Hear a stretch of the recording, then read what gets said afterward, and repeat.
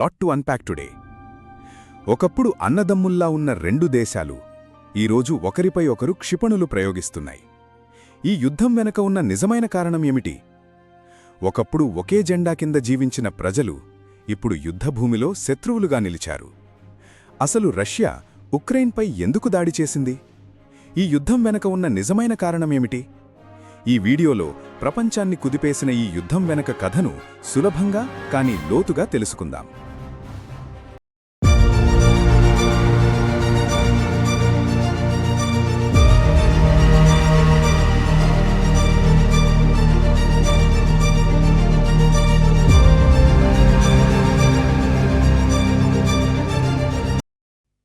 పంతొమ్మిది 1991కి ముందు రష్యా మరియు ఉక్రెయిన్ రెండూ ఒకే సోవియట్ వ్యవస్థలో భాగాలుగా ఉండేవి.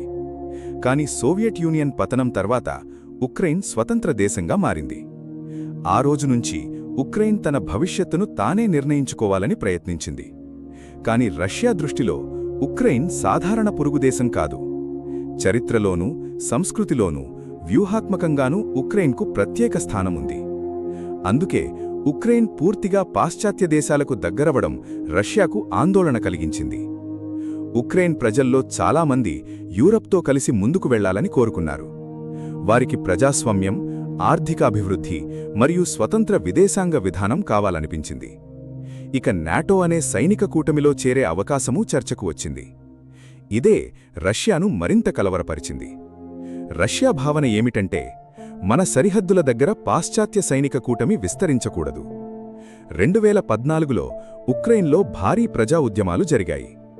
రష్యా అనుకూల ప్రధ్యక్షుడు పదవి కోల్పోయారు. దానికి ప్రతిగా రష్యా క్రిమియాను తనలో విలీనం చేసుకుంది. తర్వాత తూర్పు ఉక్రెయిన్లో డోన్బాస్ ప్రాంతంలో ఘర్షణలు మొదలయ్యాయి. ఆ ఘర్షణలు సంవత్సరాల పాటు కొనసాగాయి. 2022 ఫిబ్రవరి 24న వ్లాడిమిర్ పుతిన్ పూర్తిస్థాయి దాడికి ఆదేశించారు. రష్యా చెప్పిన కారణాలు నాటో విస్తరణను అడ్డుకోవడం, రష్యన్ మాట్లాడే ప్రజలను రక్షించడం, భద్రత హామీలు కోరడం. కాని ఉక్రెయిన్ మరియు పాశ్చాత్య దేశాల అభిప్రాయం స్పష్టంగా వేరేలా ఉంది. వారి మాటల్లో ఇది ఒక స్వతంత్ర దేశంపై దాడి. యుద్ధం ప్రారంభమైన తర్వాత ప్రపంచం మొత్తం స్పందించింది. అమెరికా మరియు యూరోపియన్ దేశాలు ఉక్రెయిన్కు ఆయుధాలు, నిధులు మరియు రాజకీయ మద్దతు అందించాయి. రష్యాపై భారీ ఆర్థిక ఆంక్షలు విధించాయి. ఈ యుద్ధం ప్రభావం ప్రపంచవ్యాప్తంగా కనిపించింది. చమురు ధరలు పెరిగాయి, గోధుమల సరఫరా దెబ్బతింది, ద్రవ్యోల్బణం పెరిగింది. లక్షలాది మంది తమ ఇళ్లను వదిలి వెళ్లాల్సి వచ్చింది. వేలాది కుటుంబాలు విచ్ఛిన్నమయ్యాయి.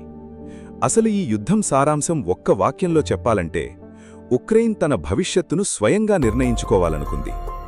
రష్యా మాత్రం ఉక్రెయిన్ను తన ప్రభావ పరిధిలోనే ఉంచాలని కోరుకుంది. ఇప్పుడు ప్రపంచం ఎదురుచూస్తున్న ప్రశ్న ఒక్కటే: ఈ యుద్ధం ఎప్పుడు ముగుస్తుంది? శాంతి చర్చలు ఇన్నిసార్లు జరిగినా భూభాగం, భద్రత మరియు నమ్మకం అనే మూడు పెద్ద సమస్యలు ఇంకా పరిష్కారం కాలేదు.